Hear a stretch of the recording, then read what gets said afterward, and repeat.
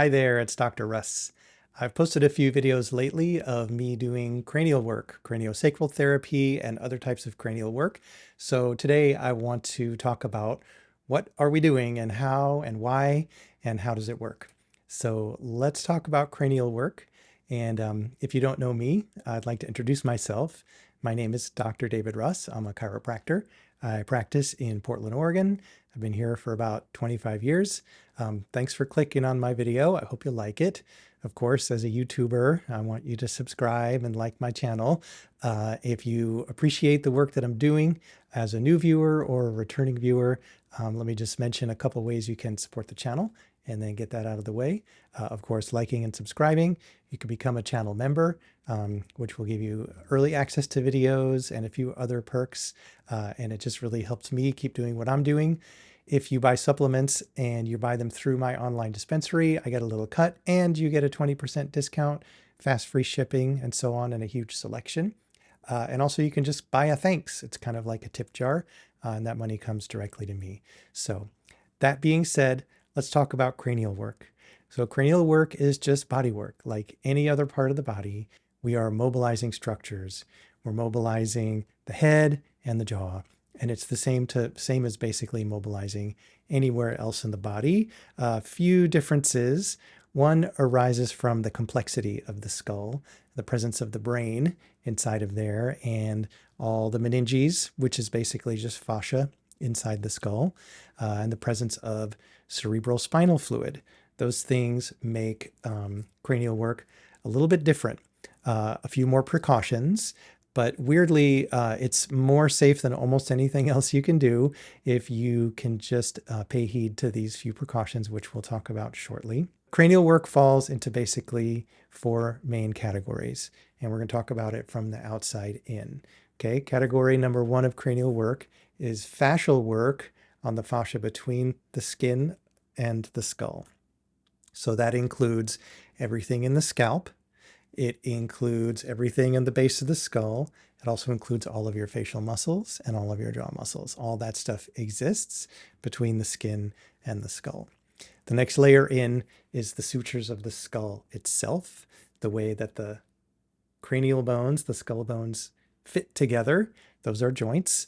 We are taught in anatomy by anatomists who study human cadavers that cranial sutures are always fused in adulthood, and that's not true. People who work on living brains will tell you that the sutures are not always fused. They're not supposed to be fused. I think they fuse in older adults because they get jammed up and they stop moving.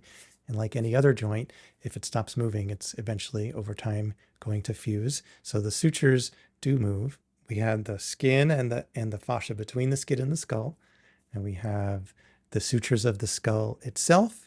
And then inside of that, we have the fascia inside the skull. Primarily the dura mater is what we work with when we do craniosacral work, but there's other fascia inside the skull as well, the pia mater in particular, although I don't know how to manipulate that, but let's just acknowledge and appreciate that it is there.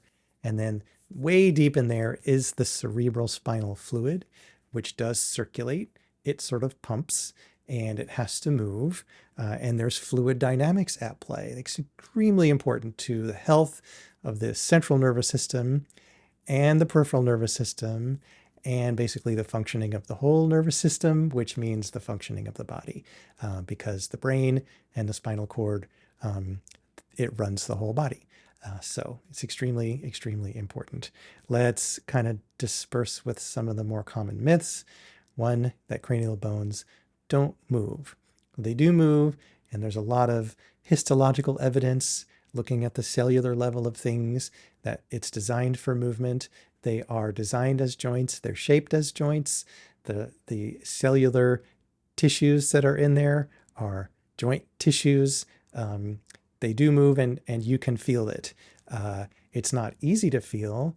I don't know that anyone could feel it, but someone who is good at palpating and practices palpating craniosacral movement can feel it. And there is good inter-examiner reliability. In other words, you have a patient laying on the table, you have provider A come and palpate the craniosacral rhythm and discuss its amplitude and speed, and then leave. And then examiner B comes in and palpates, and if they're both trained and know what they're doing, they will have the same findings. It is possible to feel. There's another, I don't know, a trope about some types of body work, including craniosacral therapy, is that it's really woo-woo and it's super esoteric, and that's just not true.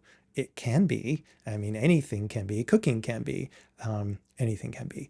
But craniosacral work has that reputation because it's so relaxing and it's such a profound way to treat the nervous system, that people experience these tremendous transformations and shifts from this type of work. And so it takes on a spiritual meaning to them as providers and as patients. So to take nothing away, of course, from the idea of spiritual growth and of bodywork being a tool for that, of course, that's why I do what I do. But it's not imaginary. It's not necessarily otherworldly. It can be extremely grounded if that's more your style, as it is mine. You can still interact with this work as a provider or as a patient. Anytime we're doing any body work or really any kind of healthcare, we have to be aware of our contraindications. When is this inappropriate? When should we not do this? So the number one thing about cranial work in general, and craniosacral therapy too, is that if a person has had a history of stroke, it is not necessarily safe for them to receive this type of work, especially if they're in the early stages of recovering from this work and there is delicate healing taking place, especially in the vasculature of the brain. You don't want to be applying even gentle pressure to their head. I know they, may wear hats and like lay their head on a pillow, and there will be pressure applied to their head during their life, but that doesn't mean that you should do it too. So someone with a recent stroke who's still healing from stroke, just wait. Wait until the neurologist gives them the go-ahead to receive bodywork, and then you can do it. And I would follow that. I would definitely follow that advice myself. Similarly, a recent head injury or surgery to the brain. So as much as we want to help the people who are suffering with concussions, it is usually best, especially in those first couple of weeks at least, to just let them be. The most important thing for a concussion person is to rest. And so I've tried and it doesn't work. It makes things worse. And we don't want to do that. So give people at least 2 weeks, wait until the acute symptoms have subsided. They'll be left with headaches, and they may be dizzy, and they may have trouble with cognition, and they may be feeling sort of dull. And you can be gentle with them once those acute pain and massive headache symptoms have abated. If a person has recently had a lumbar puncture, maybe for an epidural or a spinal tap, and their dura mater is still healing, like I would say a couple weeks, maybe 3 weeks, don't start manipulating their dura even from the skull. Just give it time. You'll still be there. They'll still be there. They'll still need the work in a month, and it'll just be safer and a lot more effective if you give it a little bit of time. And then finally, meningitis. So irritation, inflammation, infection of the dura. You don't want to be manipulating it. Same as like a person with rheumatoid arthritis comes in with a big hot knee or shoulder. You kind of need to leave it alone. It's really the best thing for them. So that's my advice to you. Let's talk about precautions, which are different than contraindications. There's things that we need to keep in mind and that are going to guide our work, even with people who don't have any of these contraindications. And anytime we're doing any work in the upper cervical spine or at the cranium, we need to be aware and cautious about the vertebrobasilar artery. So here's a picture of that from the front. This is the person's cervical spine with their head removed. And we can see here's the vertebral artery coming up on the patient's left here, coming up through the foramen of the transverse process of the cervical spine, making this little right angle here, and then going through the transverse process of the atlas, and then it kind of makes this other turn to go up into the occiput. And of course, there's one on the right side as well. and then these two vertebral arteries join and form the basilar artery. And here's a look at that now at the base of the brain. So this is the base of a person's brain. We're looking up from below. All the bones are removed. That's the top of the spinal cord. Here's the brain stem. Here's the left vertebral artery, the right vertebral artery, and they join to form the basilar artery that goes right along the pons. And you can see this is supplying their cerebellum, their brainstem, really crucial structures of the body. And then it forms kind of the main trunk of the circle of Willis. So this is really where a lot of the blood comes to the brain from. Yes, there's carotid arteries too, and vertebral arteries are really, really super important. So what endangers the vertebral artery particularly is simultaneous extension and rotation. So just a word of caution to you when you're watching chiropractic videos, and I really hope you don't think I should try this at home, but sometimes people do. It is dangerous to put people's necks into extension and rotation at the same time, even without an adjustive impulse. Don't do it. Don't crack your own neck that way either.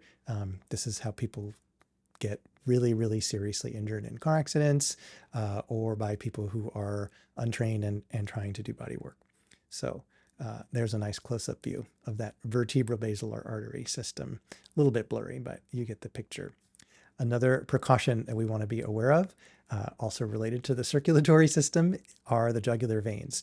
We have two on each side, internal and external. So here's kind of a broad view of the front of the neck. So there's the chin and the bottom teeth there. So the person is like this with their neck extended. Here we have our sternocleidomastoid muscle. This would be where the trachea is right here. Let's zoom in a little bit.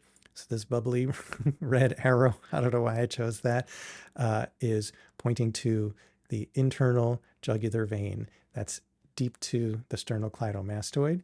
And now this yellow one here is the external jugular vein, which actually is on the sternocleidomastoid. So unless your patient has connective tissue disorder or a known circulatory system issue, it is safe to apply pressure gently and transiently, meaning not for very long, to a vein, including the jugular vein. So if you were to restrict the flow of blood out of the brain from the jugular vein, what would happen is the patient would start to just feel stuffy and congested in their head. And as soon as you let go of that pressure, that stuffiness would go away. So is there danger to constricting the blood flow of the veins from the brain? 100% yes, absolutely there is danger.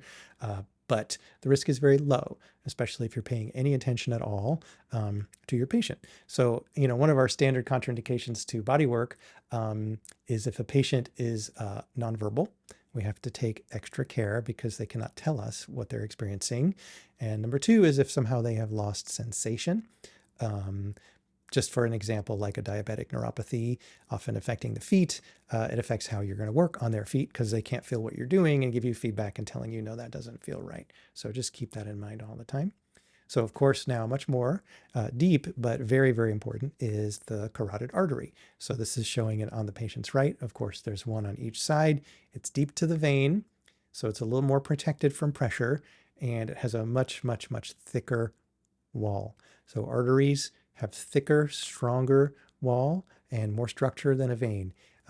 If you had an artery and a vein next to each other and you compress them both with the same amount of pressure, the vein might be compressed to a point of obstruction and the artery might not even be deformed at all because that artery has several layers, including a pretty thick muscular layer, which is going to provide some protection to the blood flow. That being said, it is a really good idea anytime you're doing anterior cervical work, which we're not talking about today, but since we're talking about the carotid artery, anytime you're doing any work in this area of the body, the first thing you should do is gently palpate the pulse of the carotid artery so you can locate the artery. And you locate the artery so then you can stay off of it. And I will say that to folks. And I do that also when I'm doing pelvic work in the iliac fossa or around the groin. I'll say first I'm going to find your femoral artery or your iliac artery. and find the pulse and find the artery. So now I can make sure that I stay off of it. So that helps your patients relax and feel safe, and it also helps them be safe. So we have our arteries, and then we always want to be cautious around the TMJ. We'll talk a little bit about TMJ work in this video. I've got several others about TMJ work, including self-care if you have jaw problems. But the TMJ is a very sensitive joint. It is highly, highly innervated, and if you injure it or even misalign it, it's going to have consequences for the patient. So anytime we're working around the jaw joints, we want to be gentle. But all cranial work is gentle always. Everything that I'm talking about today is gentle work. When do we want to do cranial work? Well, the number one indication that people come in for cranial work is they have a headache, and cranial work is safe for people with headaches as long as it's not meningitis, stroke, or recent concussion. Facial pain, including trigeminal neuralgia. I don't think I can cure trigeminal neuralgia with cranial work. I think it's often infectious or autoimmune is causing the inflammation. But sometimes trigeminal neuralgia or facial pain is caused by nerve entrapment of the trigeminal nerve, and that can be released and significantly helped by the right cranial work. There's other causes of facial pain too, besides trigeminal neuralgia and trigger points in the jaw, and even sometimes the muscles of facial expression can cause headaches. Something just to keep in mind. Also, Bell's palsy is not facial pain. Bell's palsy is temporary, usually paralysis of facial muscles due to some inflammation of the facial nerve. And that does happen, and we can't cure that with cranial work, but we can sure help them feel better. TMJ issues respond really well to cranial work, as do these issues with the inner ear. So inside the ear, we have our cochlea, which is our inner hearing apparatus. And then we also have our vestibule, which is there for motion and position sense. And those are embedded inside the temporal bone, which is most of the side of your head. And cranial work can help folks with dizziness and vertigo and tinnitus. And we did a video about tinnitus about a month ago, and I'll link to that in the video description, and maybe post a card. I don't know, would it be right there? Hopefully it's right there. And then outside of sort of these condition-based indications, there are certain types of patients who just really prefer this type of work. One of them are folks with smaller frames who almost, if their frame is small enough, almost any work that they receive is going to feel too deep. Paradoxically, this is also wonderful for people of size. And so I'm 5'8", about 170 pounds. There's a lot of people who come into my practice who are a lot bigger than me. And it's not safe for my body to try to do traditional chiropractic manipulations, especially like below T3. It's just, they're too big. So rather than have them be smaller, I like to be able to modify my technique. And I do pride myself on being able to treat people of any size. If someone who is larger comes into my office, this has happened many times, and they need or want a more traditional type of an adjustment, I will refer them to a larger chiropractor, and absolutely nothing wrong with that. You should have, if you're not a larger person like me, it's good to have a large person to refer to for large people.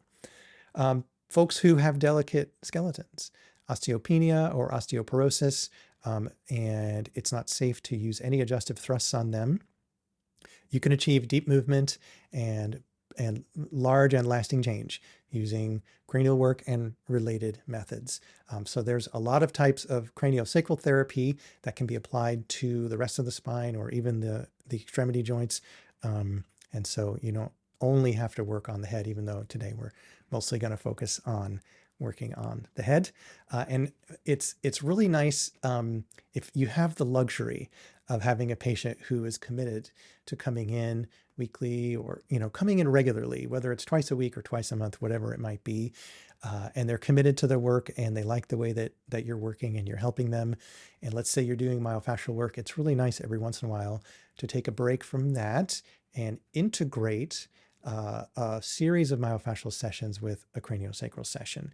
And then finally, this is really wonderful for stressed out people who need to relax and re-regulate. They need a little bit of a reset to find a refuge in their body.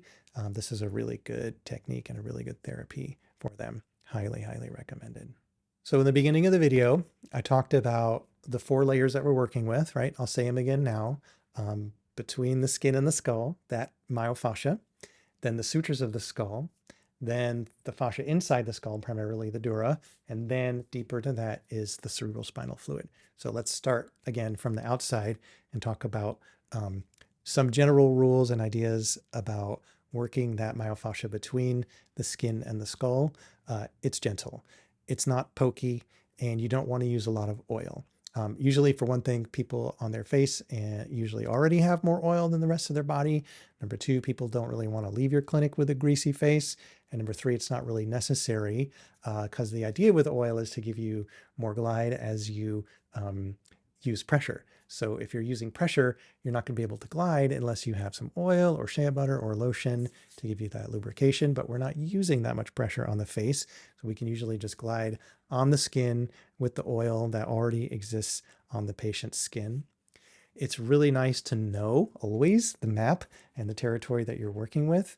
The temporalis muscle, the masseter muscle, and the pterygoids being the main muscles that we look at when we're doing work around the jaw. Also, all the stuff underneath the mandible. We did a couple videos, I don't know, I think I've done maybe 4 or 5 videos where I demonstrate intraoral work, how to do jaw work inside the mouth. I don't recommend you do that to anyone else unless you're specifically trained to do so, but you are welcome to practice on yourself if you have jaw problems. And again, I have a video of how to do that, and it's free. All my stuff is free, ad supported. Again, thanks for watching. It's really nice to remember the importance of the occiput, the occipital bone. So here's a diagram of it from underneath. And we have here the foramen magnum. That's where the spinal cord pokes through, meets the brainstem being inside the skull, spinal cord being outside the skull. We have all these really important lines here where the neck extensors and the suboccipital muscles attach. And for whatever biomechanical, postural, ergonomic, habit reasons, which I think are pretty obvious, our neck extensors are under a tremendous amount of stress. And so people can benefit a lot from having gentle myofascial work done on that tissue, again, between the skin and the skull that attaches to the occiput. And here are all, probably not even all, this is Gray's drawing of all the muscles of facial expression. So you might notice I pretty much only use Gray's anatomy. That's because it's public domain. And I've tried really hard to find good, high quality anatomical illustrations that I can use without copyright infringement that don't cost an arm and a leg. I'm sorry about the pun. I didn't plan that. But anyway, it's good to know all your muscles of facial expression. We can hold tension in all of these, the frontalis and this one I think is called the procerus, and all the ones around the mouth that will hold us like this, and everything that's squinting our eyes. And like any other muscle, they can get fatigued and sore and tired and complain and cause facial pain and headache and dysfunction. And don't forget, these all attach to the cranium. And so when we're talking about the cranial sutures next, sometimes what really jams up these sutures is not trauma. It's actually the muscles of the person's face that is scrunching so hard that it pulls the cranial bones together. So, you know, the facial expression muscles are so special in that they're so incredibly finely tuned to our emotions. You know, all of our muscles are, you know, we're stressed, our shoulders come up, right? But you can read someone's feelings on their face because all those muscles are just a reflection of emotion, and that works the other way around. If you help their face relax, they're going to relax. They're going to feel better. I know it sounds crazy, but it's true. So here's the sutures, and there's sure is a long list of them here.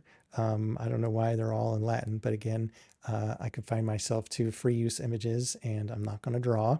So that's kind of a close-up look at a suture, like teeth on gears. I think it's just fascinating. And so you can see they fit together kind of like a jigsaw, right? And so the movement isn't really in this plane, it's in this plane. It's generally expanding and contracting, or sometimes it's in this plane. So we're not looking at sliding. It's not like it's a tooth off, although some practitioners use that metaphor to explain what's happening to patients, and that's fine. But it's not really like it slipped a tooth. It's more like it's jammed up, and it can no longer expand or contract or bend and flex in these directions. In particular, when we're doing craniosacral therapy, I mean, we're interested in all the bones for sure, but kind of the keystone is the sphenoid, and that's this one right here. So that's just the outer edge. I guess we're looking at the patient's left. That's the left greater wing of the sphenoid. This is what actually the bone looks like. It sits right in the center of the skull. So we're looking down here on into a patient's skull. And part of it's been cut away. See, that's a cut and that's a cut. And we're looking down into the vault of the cranium. This is kind of like the floor of the skull. The brain would be resting on it. And everything here that you see in green is the sphenoid bone. It's really, really very much right in the center of things, and your brain is very much sitting on it. In particular, I want to call your attention to a couple things. So this is the occiput, and this is the sphenoid, and this is the part of the occiput that exists anterior to the foramen magnum. We can't see the foramen magnum because it's deep in there. That's called the basi-occiput or basilar part of the occiput, or sometimes just basilar occiput. And it articulates with the sphenoid here. It's not quite a disc, but it is a fibrocartilaginous joint. And there is movement that takes place at this joint in a flexion extension, a torquing, and a side bending. And all of that is palpable if you know what you're feeling for. And why is that important? Because this piece of the sphenoid bone right in the center of your brain, it's a saddle. It's called sella turcica, which is, I guess, Latin for Turkish saddle. We have a Latin name for a Turkish structure. I don't know anything about horses. Maybe Turkish saddles are deeper, but whatever. What exists in there, sorry, is the pituitary gland. Okay, so why is that important? Well, the pituitary is the master gland. It runs the thyroid, it runs the gonads, it runs basically the whole hormonal system. It receives its instructions from the hypothalamus, which is receiving its instructions from the whole body. So I don't want to get too deep into it in this video because we could talk for hours about the incredible multiple feedback loops inherent in our hormonal endocrine system.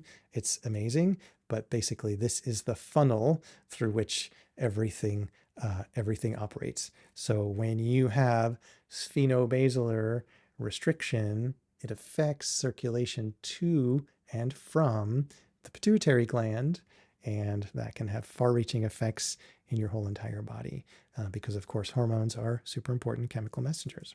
So we talked about the fascia between the skin and the skull. That way we were just talking about the sutures, and I got sidetracked onto the pituitary gland. Now we're going to talk about the stuff inside the cranium, particularly the dura mater. So here's this diagram. Here's a person's nose. This looks like their brow ridge right here. And so here's their cranial vault. Part of it's been cut and taken away. The brain's taken out. And so we have this sickle-like thing that goes straight down the center, separating the right and left hemisphere of the cerebrum. In green here, we have the tentorium cerebelli, which goes horizontally and separates the cerebellum below from the cerebrum above. And all of this is also adherent to the inside of the skull. Let's see what that looks like. Okay, I'm going to talk you through this diagram. This is probably the most important part and maybe the most complicated part. So let's talk through this a little at a time. So imagine that we have cut my head right like this, and you're looking at me. My face is gone.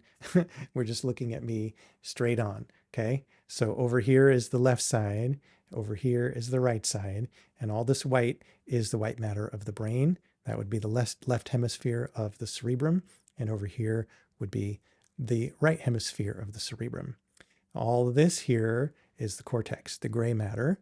Okay. And now this yellow is the dura mater. That's that sickle-like falx cerebri that separates right and left. So here we have the bone. Here in red is the pia mater right up against the brain. So again, here's the brain tissue, and right up against the brain, this is connective tissue. It's thin. It's a thin, fragile, loose connective tissue that is absolutely in every crevice and covers every surface of the brain. You can see the pia mater right here diving into the fissure in the brain and then coming back out, and then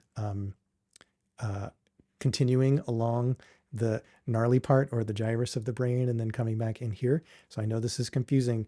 Feel free to rewind this and watch it as many times as you want. So bone and dura mater from the outside. Then we jumped to the inside. The innermost layer against the brain is the pia mater. So what's this? This bright green is the subarachnoid space. That's where the cerebral spinal fluid is. So we have brain tissue. In red is the pia mater, connective tissue. In green here is cerebral spinal fluid. And then this thin black line, that's the arachnoid mater. So those are the three layers of the meninges: the dura mater, the arachnoid, and the pia. The dura up against the bone, lining the inside of the bone, diving down between the two halves of the cerebrum, between the cerebrum and the cerebellum.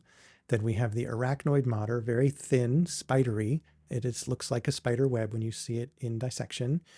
And then fluid, then the pia mater, and then the brain tissue itself. So if this feels complicated to you, it is. And that's why a lot of people don't do craniosacral therapy. And it's complicated. But it is possible, believe it or not, to manipulate that intracranial fascia through both direct and indirect means. Direct being like a direct stretch, and indirect being more of an unwinding. We'll talk more about direct versus indirect maybe in another video. I think it's too complicated for this one.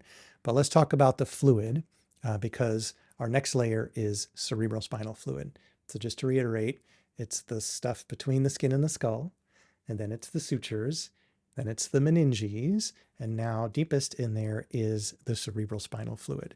And this is a really great diagram of the spaces inside the brain that are called ventricles, which contain the cerebrospinal fluid. That CSF flows through the ventricles. You can see they're all continuous, and they reach from the cerebrum, the cerebellum, the brainstem, and all the way through the spinal cord. So our spinal cord, it looks pretty solid, but there's like a little pinhole right in the middle. And what's flowing through that pinhole is not blood, it's cerebrospinal fluid. Here is an example of an MRI. This is a T2 MRI of the lumbar spine. So that where the patient is facing this way, this is their back, this black stripe, that's outside their body, empty space. And here's white is fat. And then here's the back of the spine, the part you can feel from the skin. Here are the vertebral bodies. You can see a little bit of a degenerative disc right here. That's incidental for our, but I can't not point it out. And all this white stuff here is the cerebral spinal fluid. This here is the tail end of the spinal cord. So this cerebral spinal fluid is bathing the spinal cord all the way around with nourishing, cleansing. It's very rich in glucose. It is a filtrate of blood. It's made in the subarachnoid space by this tissue called arachnoid granulations. I don't exactly know how brakes work on a car. This may seem totally unrelated. It's not, but I'm pretty sure that when I press on the brake pedal, I'm not actually like pulling a cable that pulls the brakes on a car like on my bike. I think that I'm compressing fluid that is then doing a lot of the work for me. I think that's how power brakes work. If any of you out there are more mechanically inclined, please correct me in the comments. But the point is, it's like a hydraulic system, and the cerebrospinal fluid is the same, and it allows you to magnify or leverage your pressure using the fluid dynamics to create large changes with small sustained pressure. Using gentle sustained pressure, you can open sutures, you can release the intracranial fascia, and you can alter the flow of cerebrospinal fluid. So on the one hand, that is wonderful because these are the changes that we want to make. On the other hand, that is something you need to be aware of and not take it lightly because this can have effects on the patient's body. You want to be gentle. So Number one thing that people say they experience with craniosacral work is profound, deep relaxation. I know that is true for me. A lot of times it creates pain relief, either by releasing tension and getting the patient to relax, or by re-regulation of the nervous system, because pain exists primarily in the brain. You can restore movement, not just to the stuff inside the brain, but to the head, to the jaw, to the neck. And if you learn more about craniosacral work and how to apply it to the rest of the spine and the extremities, this type of work can be used to restore movement to joints extremely safely. And mostly what you see me doing on my videos is more direct myofascial work, and I'm restoring movement to fascia and muscle and joint directly with my hands by bringing it through its range of motion, finding out what's restricted, and inducing movement through that. Well, there's another way that I don't show much, mostly I think because it's a little boring, but we're trying it today, is indirect, where you are restoring movement more with tiny, subtle movements, little unwindings of muscle and fascia and nerve and ligament in order to restore movement. And it's very relaxing. It's very comfortable. It's also very safe, again, for people who are small or delicate or sensitive. Emotional release and re-regulation. So this is a biggie. If you do this work long enough, probably, I mean, if you study it, before long, you will have someone crying on your table. It happens all the time. You need to be ready for it, and you need to understand how to hold space for that. It's extremely important because it can be a very, very healing experience for a person to experience this. On the other hand, if it's not handled with respect and care by the provider, it can be really unsettling. If they're told to stop crying or whatever, made to feel ashamed of having an emotional release on the table. Amazingly, some people do this, but be prepared. If you want to study this work or receive this work, as a recipient, you may cry, you may feel intense emotion on the table. I think it's beautiful if we're ready to work with it and use it as fuel for healing and transformation. And that all happens through regulation of the autonomic nervous system, the sympathetic parasympathetic balance in particular. I know there's a lot of press about the polyvagal theory and co-regulation and the vagus nerve, and that's all true. I love it. This is what we're working with, the regulation of the autonomic nervous system, release of mechanical pressure on central nervous system structures. So yes, the brain stem, as it passes through the foramen magnum, can have even slight, tiny little bit, 1 gram, 2 grams of mechanical pressure will alter the physiology of the nerve cells and change the function of the nervous system. And then there's this thing called trophism, which I was searching and searching for a better word, but really this is the best word, so I'll define it for you now. Trophic factors are things that feed tissue. So cerebral spinal fluid is highly trophic for the central and peripheral nervous system. And so restoration of flow, movement of cerebral spinal fluid restores the trophic nature of the cerebral spinal fluid to the nervous system. And that's what we're after. So this brings us to this most difficult part of craniosacral therapy, which is feeling the craniosacral rhythm.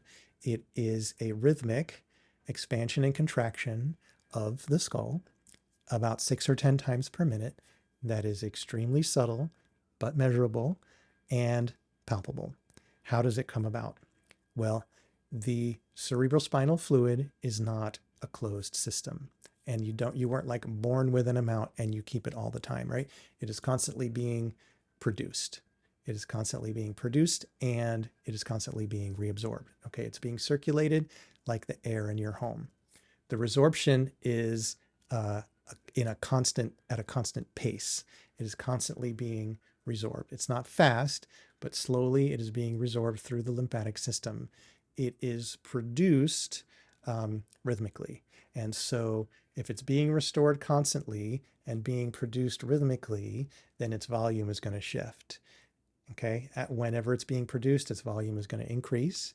And when it stops being produced and it is still consistently being resorbed, its volume is going to decrease. So in a healthy individual, that cycle of production will be about 6 times every minute. It's not very fast, but it's there. And so as the cerebral spinal fluid increases in volume, the cranial sutures are going to need to open a little bit. The dura mater is going to need to stretch a little bit. And then as the volume of the CSF decreases, all that stuff is going to have to recoil. So that is predicated on the health of these tissues, and that's why we're here. So with practice, you can palpate the craniosacral rhythm. You can learn how to alter it with gentle, sustained, very precise pressure, a deep understanding of the structure of the brain and the cranium, and a lot of care and practice. One thing you can do, even if you don't know how to do craniosacral therapy, is learn to palpate its rhythm. I really recommend, if you're interested in learning this work, a really good place to start is this book, Craniosacral Therapy by John Upledger. It's from back in the day, but it is still very relevant. And this is what first got me into this type of body work. I picked it up from the library at New York Chiropractic College in the 90s, and I was instantly fascinated. And I would credit a lot of the development of my palpation skill to working with this book and learning how to palpate craniosacral rhythm, because it is the most subtle movement in the body. And if you can palpate it, then you can palpate just about anything. So get that book. Another book, if you're interested, that is way more esoteric, is this book by Milne. And when I first read this book, Visionary Craniosacral Work, I was completely unable to understand it. It was like it literally was in a different language. So I got a little frustrated and I put it down. But a couple of years later, after I'd been in practice, maybe by that time, maybe 4 years, I picked it up and I was like, oh, okay, now I understand. And so we talk about a still point is something that you might hear people refer to when they're talking about craniosacral therapy. And a still point is a technique whereby you use gentle sustained pressure to inhibit the movement of the craniosacral system. And I do mean very, very gently, and it may take you 10 minutes of very, very gentle sustained pressure to bring a person's system to a still point. And the still point is when the movement voluntarily stops. So you're not constricting it, you have guided it to a halt. And if you read Craniosacral Therapy by Upledger, that book will teach you how to do it. And it is very safe to try, as long as you're paying attention to the contraindications that I talked about at the top of the video. Thanks for sticking with me, by the way. And the patient will experience this as deeply, deeply, deeply relaxing. Sometimes asleep, sometimes in that floaty state, sometimes fully conscious, but just absolutely buzzing with relaxation. It's just a really beautiful thing to do for your fellow human. It's like a reboot for the nervous system. And there's nothing you need to do. You just need to sit and wait with your hands on their head, and you'll feel their craniosacral rhythm restart in a minute or two, maybe sometimes 5, but usually it's just a minute or so. And when it restarts, it's usually healthier in that right range of 6 to 10 times per minute, nice, symmetrical, and strong. How long does a craniosacral session last? Well, it can be up to 90 minutes. It's a nice long time. And in 90 minutes, you can do a full body craniosacral session, inducing still point from the feet, treating the pelvic floor, the diaphragm, the thoracic inlet, the cervical spine, the occiput, the whole skull, and the jaw. Amazing. In an hour, you can do about 2/3 of that. You probably would skip maybe the diaphragms. And in 30 minutes, you can do a lot. Most of my sessions are 30 minutes, sometimes 45. And in 30 minutes, we can do a lot of work on the cranium. And that's not as relaxing and lovely as a full body 90-minute session, but it does usually create the situation where the patient's body will do a lot of work on its own after the session. And just the economics of my practice, if I was going to have a 90-minute session, I would have to charge like, oh boy, like over $500. And I just can't do that. I don't know. Maybe people would pay, but I would have a really hard time asking for that. How frequently? Well, if someone is having an active problem, generally I'm going to want to see them twice a week, no matter what type of work I'm doing. And usually for not more than a few weeks, sometimes ongoing. But generally for proactive care, once every 2 to 4 weeks works really, really well. I'm thinking of a patient right now, chronic migraines, who I see every other week. We do some cranial work, but we also usually need to adjust C1 or C2 on the left. It doesn't take her migraines away, but it makes them a lot less frequent and a lot less intense when they happen. But enough about me blowing my own horn. I appreciate you watching. I hope you look around and see some of my other videos. Always welcome your comments. I try to acknowledge or respond to everyone. And my contact information is in the video description, along with some of those suggestions that I have for you if you wanted to provide some financial support for the work that we're doing. Every dollar means a lot, and I really appreciate it. Well, this is about cranial work. I'm Dr. Russ signing off. Thanks for watching.